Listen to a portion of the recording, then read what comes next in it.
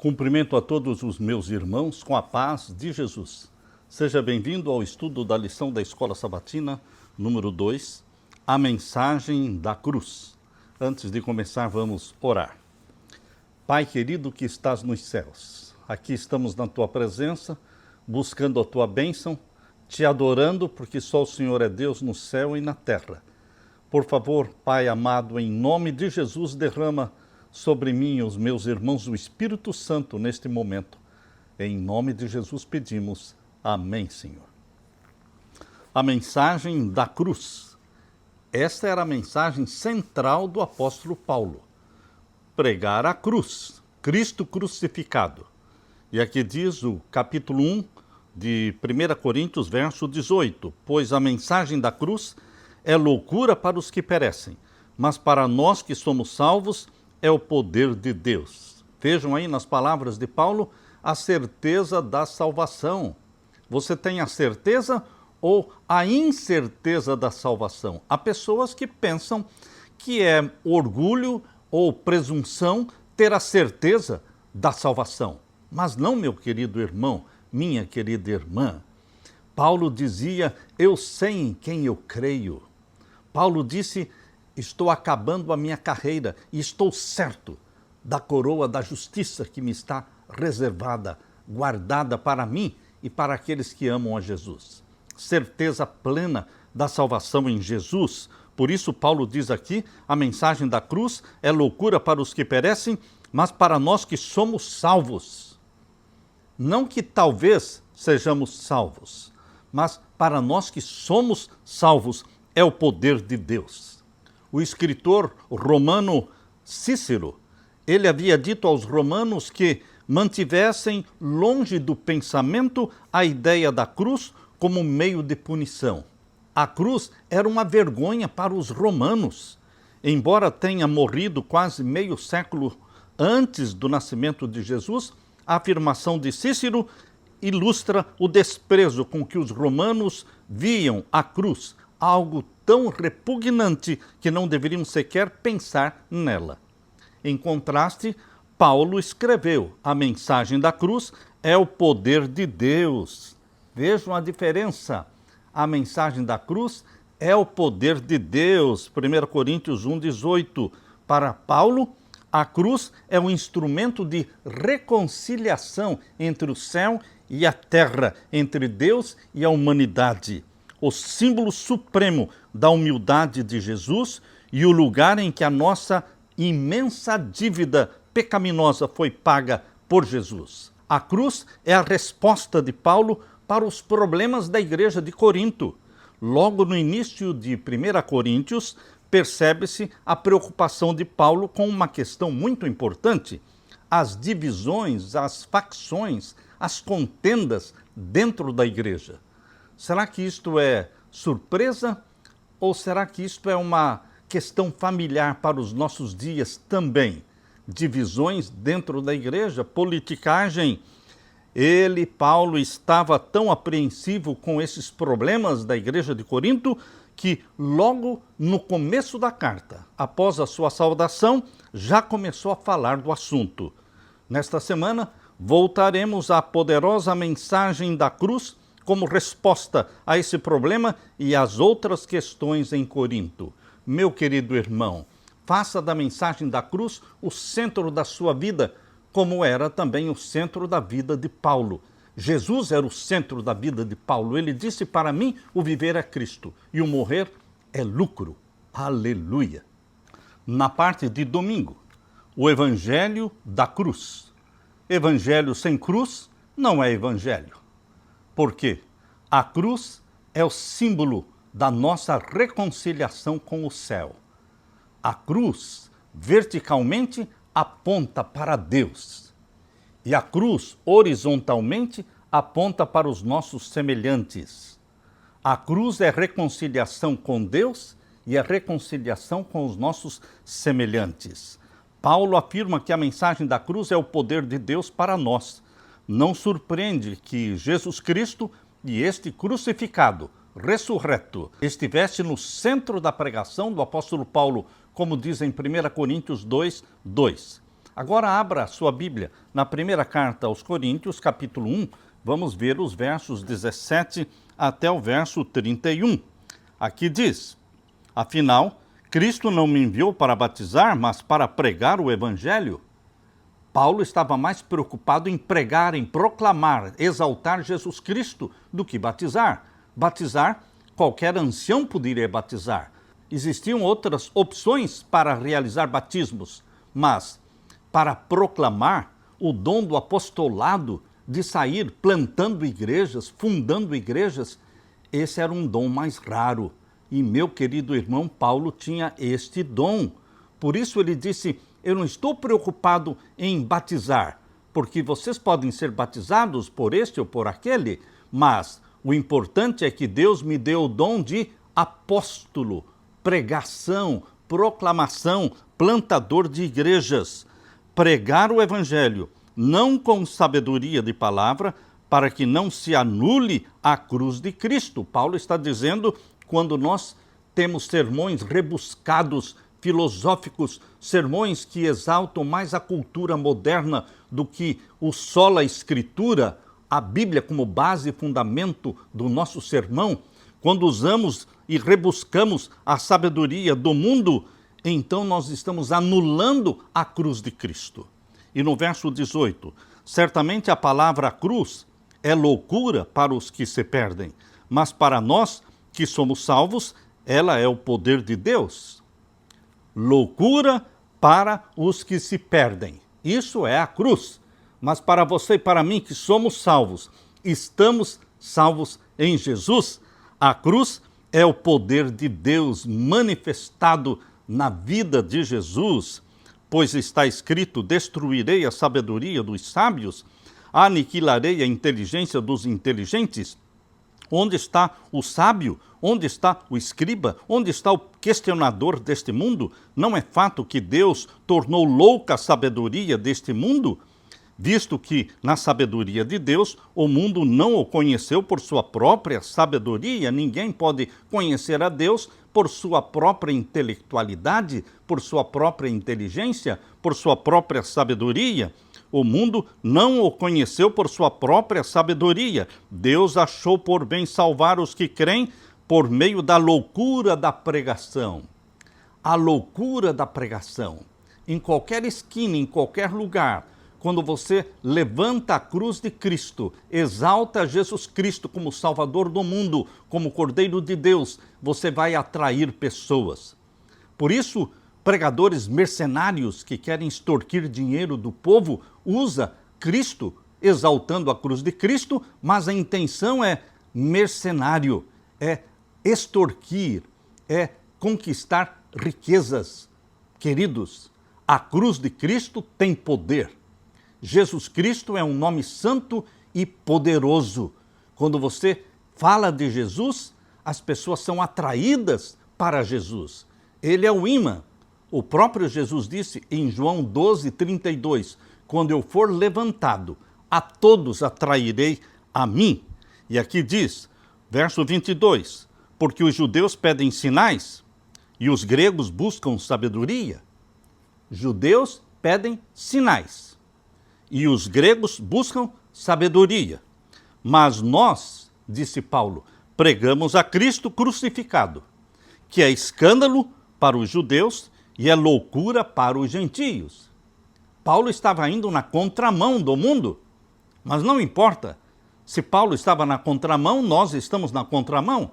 Nós estamos navegando contra a correnteza do mundo, porque nós pregamos quem? Cristo. Escândalo para os judeus, loucura para os gentios, mas para os que foram chamados, tanto judeus como gregos, Cristo é o poder de Deus e a sabedoria de Deus. Vamos exaltar o Cristo que nasceu na terra, gerado pelo Espírito Santo.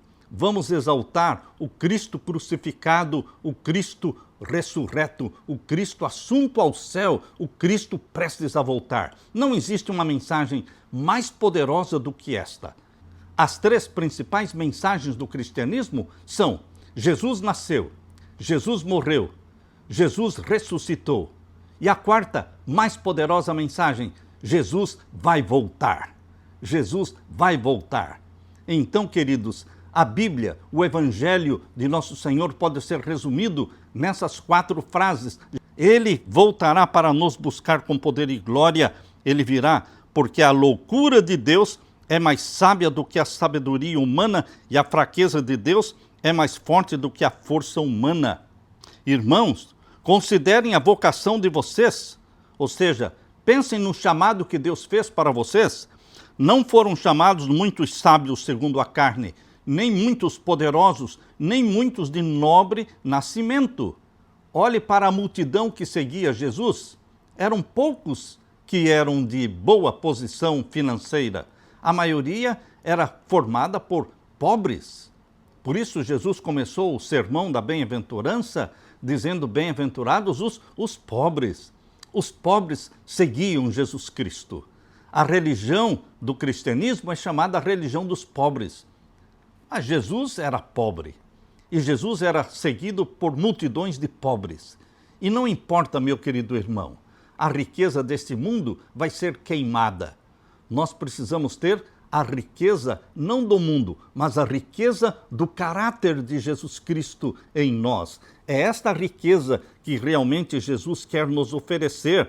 Para os laodiceanos, lá em Apocalipse capítulo 3, Jesus está oferecendo a riqueza celestial, ouro provado no fogo, vestimentas para que vistas a tua nudez e colírio do Espírito Santo. Meu querido irmão, estas são as riquezas celestiais oferecidas por Jesus para você cristão laodiceano. E aqui diz, não são muitos os poderosos, os famosos, não são muitas estrelas chamadas para Deus, para o Evangelho de Jesus. Verso 27, pelo contrário, Deus escolheu as coisas loucas do mundo para envergonhar os sábios, e escolheu as coisas fracas do mundo para envergonhar as fortes. E Deus escolheu as coisas humildes do mundo e as desprezadas e aquelas que não são, para reduzir a nada as que são, a fim de que ninguém se glorie na presença de Deus. Se Deus usa um homem poderoso e rico, ele vai se orgulhar, ele vai se encher de arrogância. Mas, queridos, Deus usa aqueles que a sociedade despreza. Os discípulos de Jesus eram todos pescadores. Aquele que era um pouco mais nobre, aquele que era um pouco mais culto, foi Judas, que se tornou o ladrão do grupo.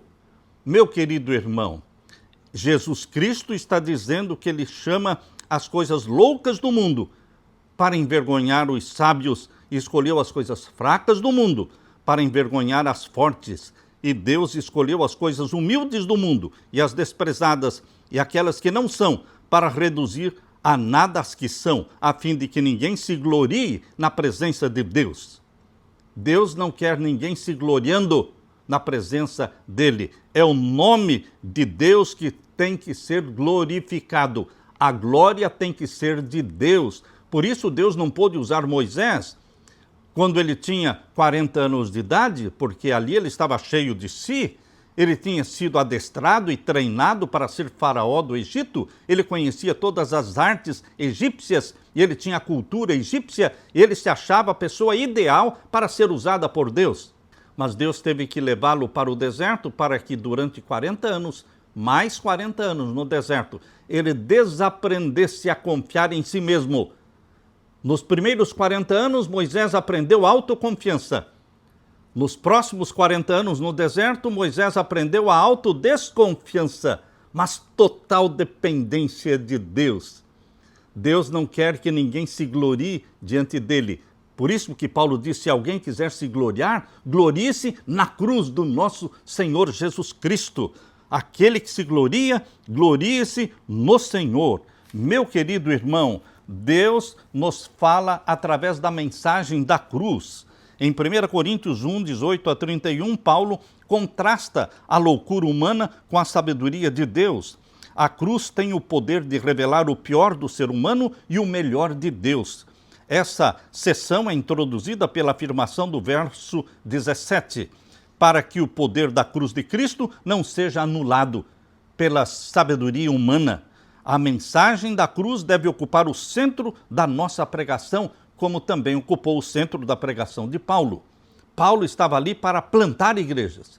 e para proclamar o evangelho.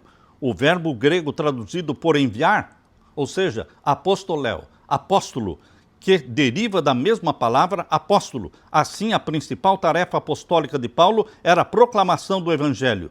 Suas palavras sobre o batismo não significavam que o batismo fosse menos importante. Ao contrário, estava repreendendo aqueles que davam demasiada importância a quem realizava o batismo, em vez de exaltar aquele em cujo nome de quem foram batizados, que é Cristo Jesus. Ao falar em palavras de sabedoria humana, Paulo não está desaprovando discursos eloquentes. A ideia de Paulo aqui é que a sabedoria humana não deve obscurecer a mensagem da cruz. A expressão remete à retórica greco-romana. Em Atenas, Paulo recorreu à lógica, à ciência e à filosofia, mas colheu pouco fruto. Por isso, quando chegou em Corinto, decidiu seguir outro plano de trabalho na cidade de Corinto, em seus esforços para atrair a atenção dos despreocupados e indiferentes.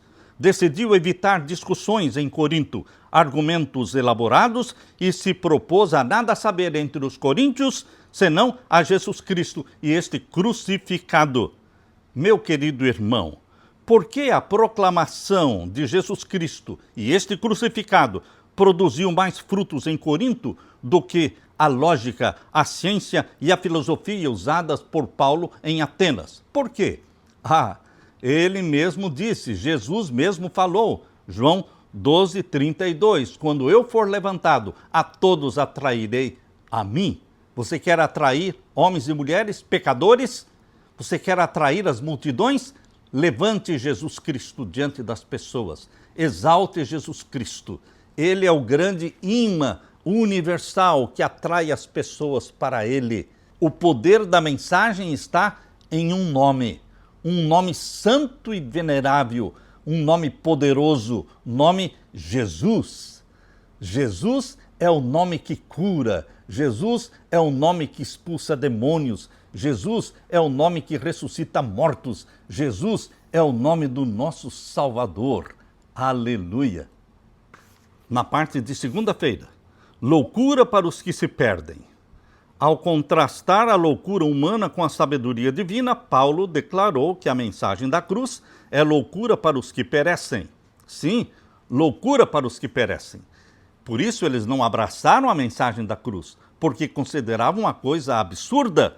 Mas o absurdo de Deus é que salva homens e mulheres. Essa é a primeira de 6 menções da palavra loucura ou louca em 1 Coríntios 1:18-31. Abra sua Bíblia e vamos ler aqui 1 Coríntios capítulo 1, verso 20. Aqui diz, onde está o sábio, onde está o escriba, onde está o questionador deste mundo?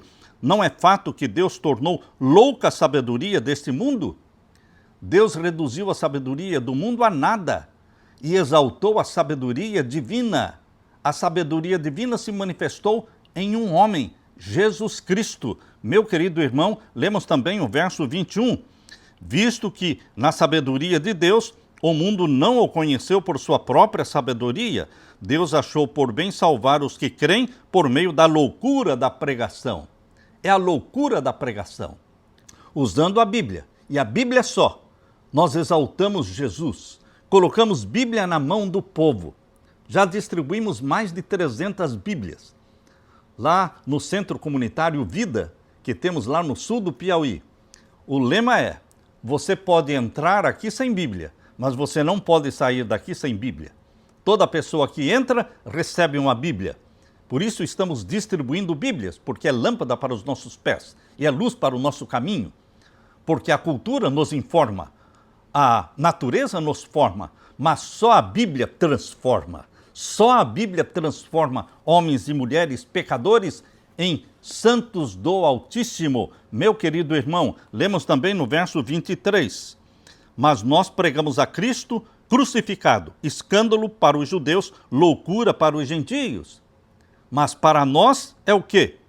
Para nós é o poder de Deus e a sabedoria de Deus. Isso é o que Jesus, para mim e para você, é o poder de Deus e a sabedoria de Deus. E o verso 25, porque a loucura de Deus é mais sábia do que a sabedoria humana, e a fraqueza de Deus é mais forte do que a força humana. E agora o verso 27, aqui diz: pelo contrário, Deus escolheu coisas loucas do mundo para envergonhar os sábios e escolheu as coisas fracas do mundo para envergonhar as fortes. Deus escolheu um Moisés que era pesado de língua, tinha dificuldade para falar.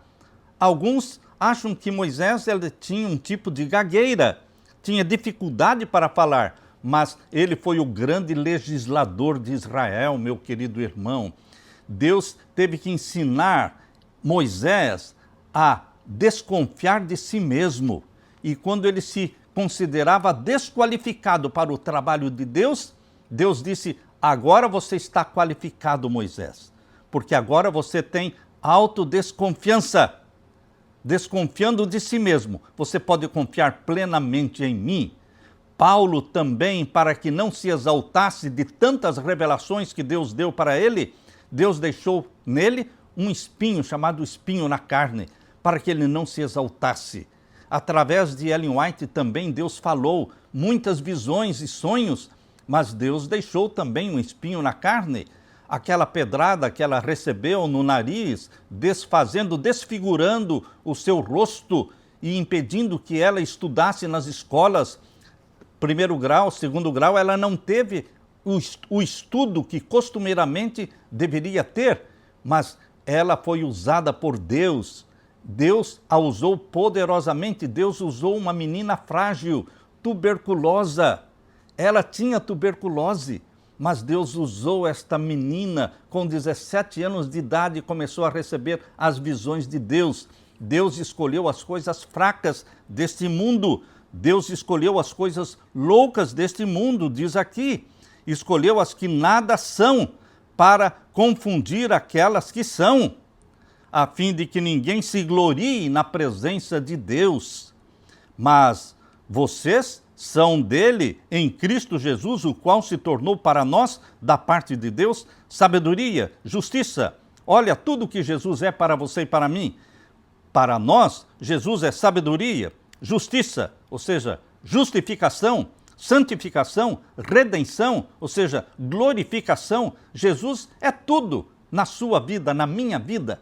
Ele nos justifica, ele nos santifica e ele nos glorifica. Para que, como está escrito, aquele que se gloria, glorie-se no Senhor. Você pode se gloriar no Senhor. Pense na situação de Paulo em Corinto. Ele chegou a uma cidade orgulhosa da sua sabedoria, sofisticação cultural. Neste contexto, anunciou um judeu galileu, Jesus de Nazaré, crucificado pelos romanos e ressuscitado dentre os mortos, para pagar não apenas os pecados deles, mas os pecados do mundo inteiro. Essa mensagem que Paulo pregou ali na cidade de Corinto era um conceito filosófico novo, que não podia ser avaliado, analisado por ferramentas filosóficas. Parecia uma pregação louca, insensata, algo sem sentido, nada que um coríntio inteligente e educado pudesse levar a sério. E se a mensagem da cruz soava como loucura para os pagãos, para muitos judeus a mensagem da cruz parecia ainda pior. Que judeu imaginaria um Messias sendo executado por Roma? O Messias deveria derrotar os romanos. Essa era a mentalidade dos judeus. Um Messias que os libertasse de Roma. E agora, um Messias que foi crucificado por Roma? Os judeus consideravam isso um escândalo. Desde o início, Paulo enfrentou forte resistência em Corinto. Ainda assim, apesar de tudo, muitos judeus e gentios creram no Evangelho. Qual é a mensagem para nós nesse contexto? Independentemente da oposição, Deus tem pessoas distintas, Deus tem pessoas dispostas a ouvir a verdade em todos os lugares. Precisamos estar prontos para ser instrumentos nas mãos de Deus e alcançar essas pessoas onde elas estiverem, mesmo em lugares hoje até mais desafiadores do que a antiga Corinto. Meu querido irmão, loucura para os que se perdem, Sim, a mensagem da cruz. Mas para você e eu, que somos salvos em Jesus, é o poder de Deus. É a sabedoria de Deus. Aleluia! Na parte de terça-feira, poder para os que são salvos. A mensagem de 1 Coríntios 1,18 é clara. O significado da cruz depende de como ela é vista. Para quem vive em rebelião contra Deus, a mensagem da cruz é loucura. Mas para quem anseia por salvação, ela é o poder de Deus.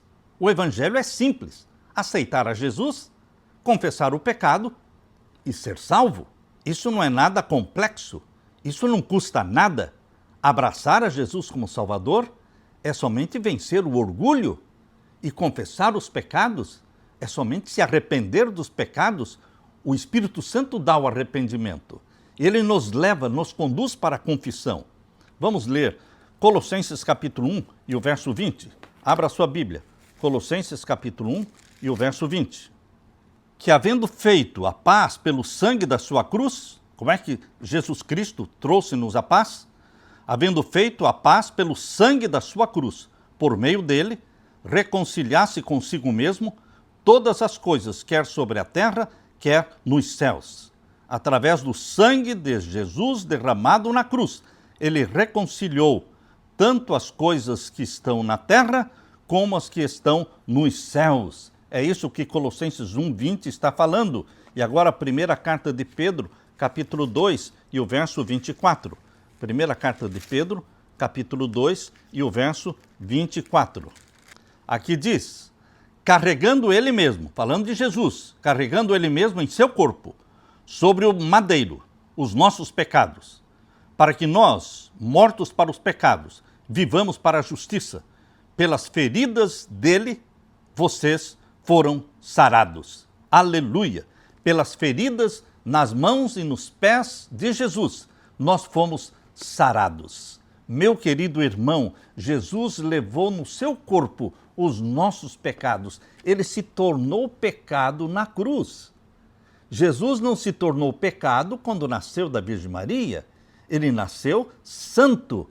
Lucas 1,35, o santo que de ti há de nascer será chamado Filho do Altíssimo. Ele viveu uma vida santa. Ele não se sentiu separado do Pai em nenhum momento desses 33 anos em que viveu na terra. Porém, na cruz, foi a primeira e única vez que Jesus disse: Deus meu, por que me desamparaste? Ali na cruz ele se sentiu separado do Pai. Por quê? Porque ele se tornou pecado na cruz. Ele se tornou serpente. Fogo com fogo se apaga. Pecado com pecado se vence. A serpente, que é Satanás, foi vencida na cruz, quando Jesus Cristo se tornou serpente e esmagou a cabeça da serpente. Meu querido irmão, o leão que tenta nos devorar foi derrotado pelo leão da tribo de Judá. Fogo com fogo se apaga. Pecado com o pecado se vence. Jesus Cristo se tornou pecado na cruz e conquistou a vitória sobre o pecado. Aleluia! Repito, Jesus Cristo se tornou pecado na cruz e venceu o pecado. Em Cristo Jesus, você e eu temos a vitória também sobre o pecado. Não pense que você não pode vencer o pecado consciente, o pecado voluntário. Deixe de pecar voluntária e conscientemente, meu querido irmão, porque pelas feridas de Jesus nós somos sarados. É o que Pedro está dizendo aqui na primeira carta, capítulo 2 e o verso 24. O texto grego de 1 Coríntios 1,18 indica que os que se perdem colhem o resultado dos seus próprios atos. É óbvio, todos os que se perdem colhem resultado dos seus próprios atos, de suas próprias decisões. Todos os que se salvam porque Deus decidiu nos salvar e nós aceitamos a oferta que Deus nos fez. Mas todos os que vão se perderam por sua própria e livre escolha. Não podemos lançar sobre Deus a culpa dos perdidos. Por isso, Filipenses capítulo 2, versos 10 e 11 diz que todo joelho se dobrará diante de Jesus Cristo. Mesmo os ímpios, os perdidos, mesmo os demônios e o próprio Satanás, todos dobrarão seus joelhos e confessarão o nome de Jesus como Senhor da glória e dirão: justo é o Senhor. Isto é um reconhecimento de que eles se perderam por livre e espontânea vontade deles. E nós, os que estivermos salvos dentro da Nova Jerusalém com Jesus Cristo, vamos também dobrar nossos joelhos e dizer: justo é o Senhor, Jesus, o Senhor da glória, que nos salvou pelo sangue, pela loucura da pregação. Meu querido irmão, aqui, em contraste com os que se perdem, a expressão nós que somos salvos indica que a salvação vem unicamente de Deus. Paulo diz que nós não nos salvamos a nós mesmos, nem poderíamos. Nossa salvação tem fonte externa. Por quê? O salário do pecado é a morte, e o dom gratuito de Deus é a vida eterna em Cristo Jesus, nosso Senhor. Entenda Romanos capítulo 6, verso 23. Por quê?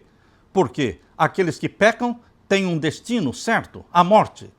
Mas para aqueles que abraçam a Jesus Cristo, eles têm um sonho, um santo propósito divino de salvação, porque Jesus morreu a nossa morte.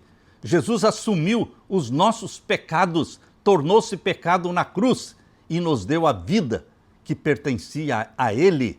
Jesus Cristo disse: eu de mim mesmo entrego a minha vida. Ninguém a tira de mim, eu mesmo a dou. Jesus Cristo, Ele morreu na cruz e Ele ressuscitou. Meu querido irmão, o Cristo ressurreto é o Cristo vivo que pode dar vida para você. Eu vivo e vós vivereis, disse Jesus Cristo.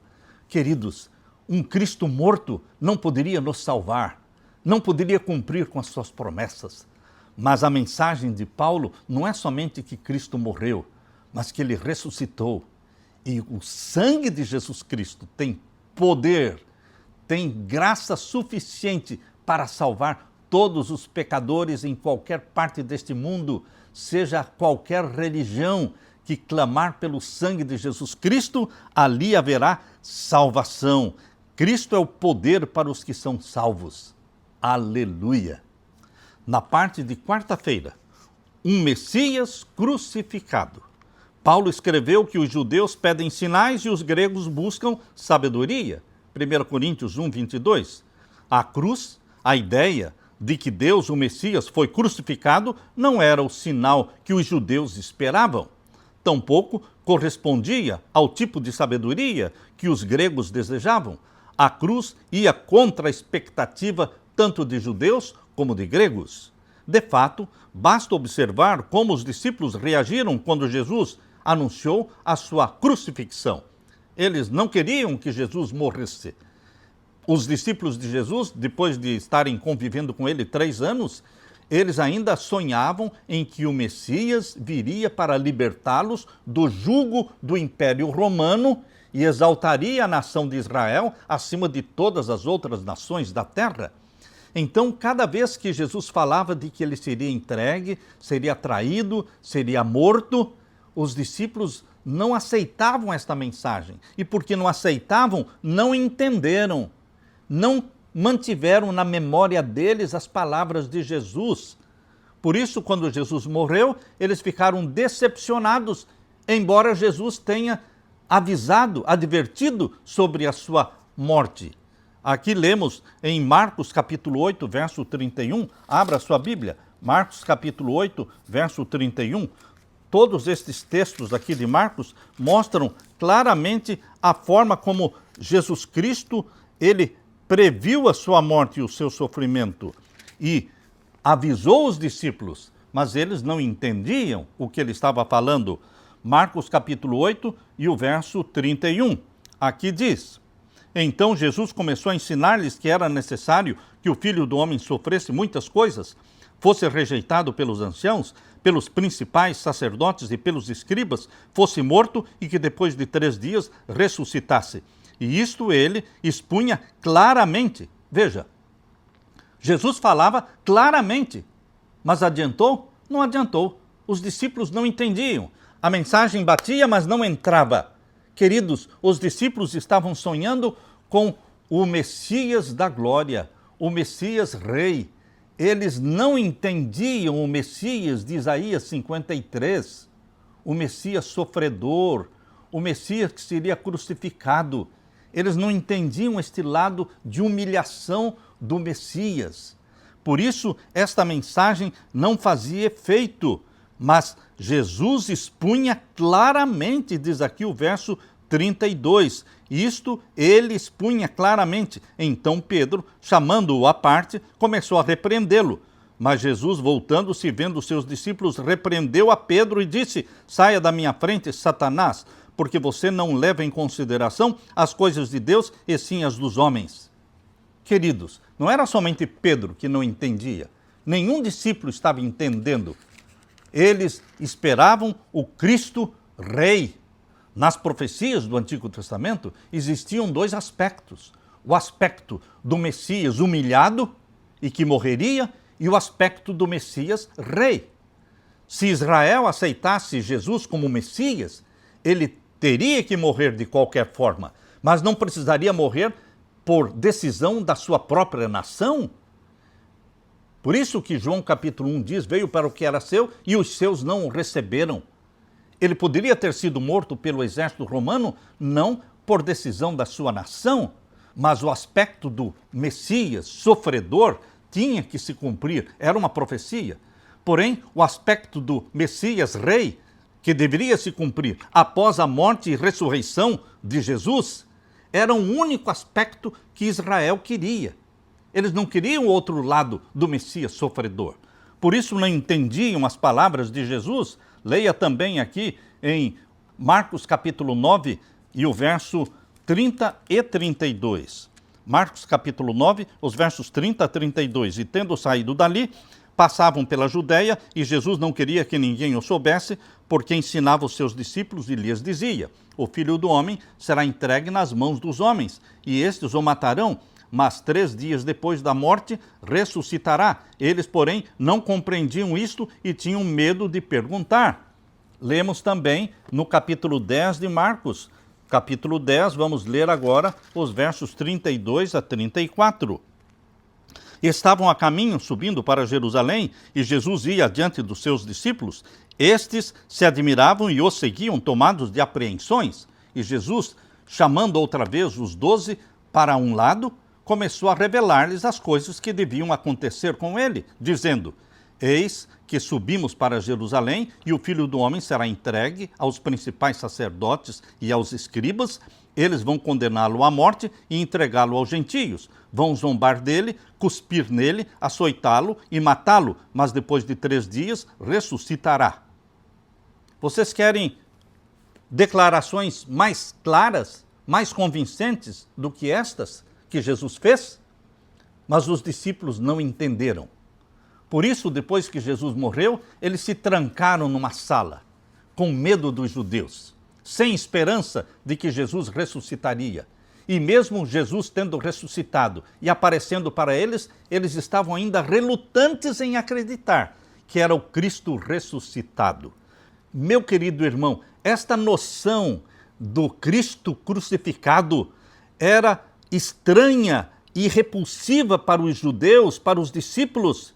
Por muitos séculos, a cruz tem sido vista pelos cristãos como um símbolo de fé. Para os cristãos que vivem no século XXI, é um símbolo de fé. Mas é difícil imaginar o quão absurda era a cruz, ou parecia ser a cruz, na mente das pessoas do primeiro século, a ideia de um Deus crucificado. No entanto, é justamente por ser uma mensagem tão chocante que ela merece nossa mais profunda reflexão. O retrato de um Messias crucificado deixa claro para todo o universo até onde Deus esteve disposto a ir para cumprir o plano da redenção. A própria ideia da cruz e do Senhor Jesus morrendo nesta cruz já nos causa espanto aqui na terra. Imagine o que significou para os seres sem pecado, para os santos anjos de Deus que conheciam e adoravam o Senhor Jesus lá no céu. Também foi chocante a mensagem para os anjos não caídos. Abra sua Bíblia agora e leia comigo Atos capítulo 13. Atos capítulo 13, vamos ver o verso 26. Aqui diz: Irmãos, descendência de Abraão, e todos vocês que temem a Deus, a nós foi enviada a palavra desta salvação. E o verso 38, portanto, meus irmãos, saibam que é por meio de Jesus que a remissão dos pecados é anunciada a vocês. E o verso 47, porque o Senhor assim nos determinou, eu coloquei você como luz dos gentios, a fim de que você seja para a salvação até os confins da terra. E aqui no verso 46 diz, era necessário pregar a palavra de Deus primeiro a vocês, Paulo falando para os judeus.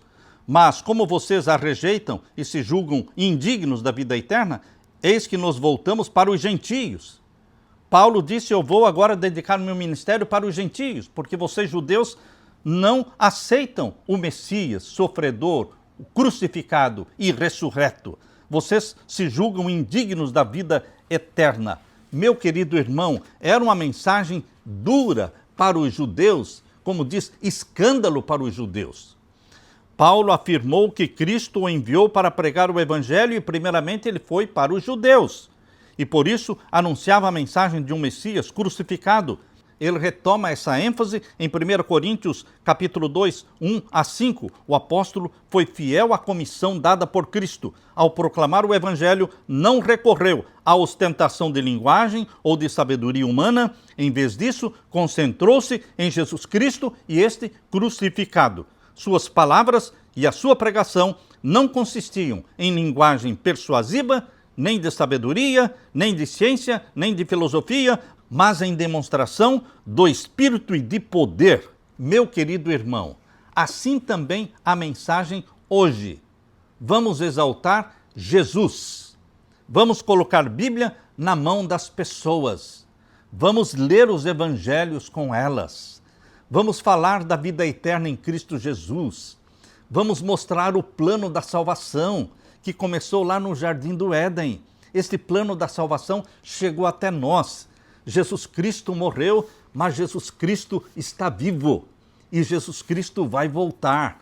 Esta é a mensagem que temos que pregar ao mundo. Cristo crucificado, Cristo ressurreto, Cristo assunto ao céu, Cristo prestes a voltar. Essa é uma mensagem de esperança, meu querido irmão. Você precisa levantar a cabeça e anunciar a mensagem que Deus deu para você anunciar. Que Deus derrame o Espírito Santo sobre você para proclamar a mensagem deste Cristo que vive e que vive para sempre. Aleluia! Na parte de quinta-feira, Cristo, o poder e sabedoria de Deus. Paulo aponta que a sabedoria de Deus e a sabedoria humana são essencialmente diferentes e, portanto, incompatíveis. Note que Paulo não rejeitava a sabedoria em si, mas o tipo de sabedoria humana que pretende competir com Deus. A sabedoria humana é incapaz de libertar o homem do pecado. A sabedoria humana, a intelectualidade, a ciência, a filosofia, nada disso liberta você do pecado. Por isso a psicologia moderna, que descarta Jesus Cristo, o psicólogo moderno que descarta Jesus, que não ora com o paciente, que não o leva a Jesus Cristo, ele não encontra solução para os problemas psíquicos. Não encontra, porque só Jesus salva, só Jesus cura. Mas um psicólogo cristão que apela para Jesus Cristo, que conduz a pessoa aos pés de Jesus Cristo, fará sucesso, vai libertar muitas pessoas. Tanto em 1 Coríntios 1,18 quanto em 1 Coríntios 1,24, Paulo afirma que Cristo é o poder de Deus, no sentido de que ele tem poder para salvar do pecado.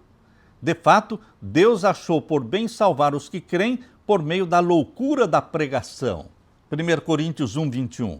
As expressões, nós que somos salvos, em 1 Coríntios 1,18, os que creem, 1 Coríntios 1,21, e os que foram chamados, 1 Coríntios 1,24, são expressões que se referem ao mesmo grupo, pessoas que experimentam a salvação pela fé.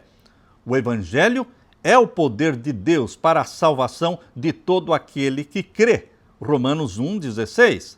Cristo não é apenas o poder, é também a sabedoria de Deus. Isso significa que por meio de Jesus, Deus enfrentou e resolveu o problema do pecado, algo que a sabedoria humana não podia fazer. A sabedoria do mundo é incapaz de fazer as pessoas conhecerem a Deus. Porém, por meio de Cristo, nós nos tornamos sábios para a salvação. Segunda carta de Timóteo, capítulo 3, verso 15. Leia comigo agora, 1 Coríntios, capítulo 1, versos 24 a 29. Observe a repetição da palavra loucura e louca, várias vezes mencionadas aqui nesses versos, 1 Coríntios 1, 24 até o verso 29. Aqui diz: mas para os que foram chamados, tanto judeus como gregos, Cristo é o poder de Deus e a sabedoria de Deus, porque a loucura de Deus é mais sábia do que a sabedoria humana e a fraqueza de Deus é mais forte do que a força humana. Irmãos, considerem a vocação de vocês. Considerem o chamado que Deus fez para vocês. Não foram chamados muitos sábios segundo a carne, nem muitos poderosos, nem muitos de nobre nascimento. Pelo contrário, Deus escolheu as coisas loucas do mundo para envergonhar os sábios e escolheu as coisas fracas do mundo para envergonhar as fortes. Deus escolheu as coisas humildes do mundo e as desprezadas e aquelas que não são para reduzir a nada as que são. Quais são as condições exigidas por Deus para usar uma pessoa? Humildade. Humildade. Desconfiança de si mesmo. Aquele que quer ser obreiro de Deus tem que aprender a primeira lição: desconfiar de si mesmo e confiar plenamente no poder de Deus. Meu querido irmão, a fim de que ninguém se glorie na presença de Deus, mas vocês são de Jesus, o qual se tornou para nós da parte de Deus sabedoria, justificação, santificação e redenção, que é glorificação, para que, como está escrito, aquele que se gloria, glorie-se no Senhor. Meu querido irmão, a ideia é: a sabedoria humana pode considerar a mensagem da cruz como loucura e fraqueza. Contudo, a loucura de Deus é mais sábia que a sabedoria humana e a fraqueza de Deus é mais forte do que a força humana. Meu querido irmão, não foram chamados muitos sábios segundo a carne, pessoas famosas, pessoas poderosas, pessoas ricas. Alguns ricos são mencionados na Bíblia, como um Jó, como um Abraão, como um Nicodemos, um José de Arimateia. Mas, meu querido irmão, são poucos. Na história do Adventismo também, poucas pessoas tinham posses. A maioria era de pobres. A multidão dos seguidores de Jesus é uma multidão de pobres. Queridos, Deus nos enriquece com o ouro do caráter de Jesus Cristo. Deus nos enriquece com a vestimenta branca da justiça de Cristo. Deus nos enriquece com o colírio do Espírito Santo. É esta a riqueza celestial que Jesus Cristo está oferecendo para os cristãos hoje de Laodiceia. Ele quer que você deixe de confiar em si mesmo. Deus quer que você deixe de falar rico sou, de nada tenho falta. Deus quer que você e eu reconheçamos que somos pobres, cegos e nus. E assim, reconhecendo nossa fragilidade e nossa pecaminosidade, poderemos então receber a riqueza celestial oferecida por Jesus Cristo, o mercador celestial. Ouro provado no fogo, vestimentas brancas para que te vistas e colírio do Espírito Santo. E Jesus Cristo olha para você, meu querido irmão, e diz: porque eu amo você, eu estou repreendendo você. E a minha mensagem é: arrependa-se, porque eu estou à porta, batendo, pedindo para entrar. Abra a porta do seu coração, da sua vida, do seu lar. Deixe-me entrar. Meu querido irmão, essa é a mensagem do Cristo ressurreto. Essa é a mensagem do Cristo vivo e que vai voltar muito em breve. Meu querido irmão, a vida de Paulo era impregnada de ódio. E ele saía pelas ruas e cidades matando os cristãos porque ele estava possuído pelo ódio. Mas quando ele aceitou a Jesus Quando ele se encontrou com Jesus, a sua vida se tornou impregnada de amor. Amor pelas almas perdidas, amor pelas igrejas que ele plantou. E ele voltava a essas igrejas e ele escrevia cartas para essas igrejas porque ele tinha interesse na salvação destas almas. Este mesmo amor vai encher a sua vida. Esse mesmo amor vai possuir a sua mente e você vai ser uma pessoa apaixonada por Jesus Cristo e apaixonada por aquelas pessoas pelas quais Jesus morreu. Que Deus derrame o Espírito Santo sobre você, meu irmão. Que o Espírito Santo nos use para salvar almas pela loucura da pregação do Cristo crucificado, ressurreto, assunto ao céu, prestes a voltar. Aleluia! Deixe-me orar com você. Pai querido que estás nos céus, obrigado pelos exemplos na tua palavra, principalmente pela vida deste servo teu, o apóstolo Paulo. Derrama o Espírito Santo sobre mim e os meus irmãos, que sejamos pregadores, proclamadores da tua palavra, salvando homens e mulheres pela loucura da pregação da mensagem da cruz. Em nome de Jesus que pedimos e agradecemos. Amém, Senhor. Deixo com você, meu irmão, minha irmã, a paz de Jesus. Amém.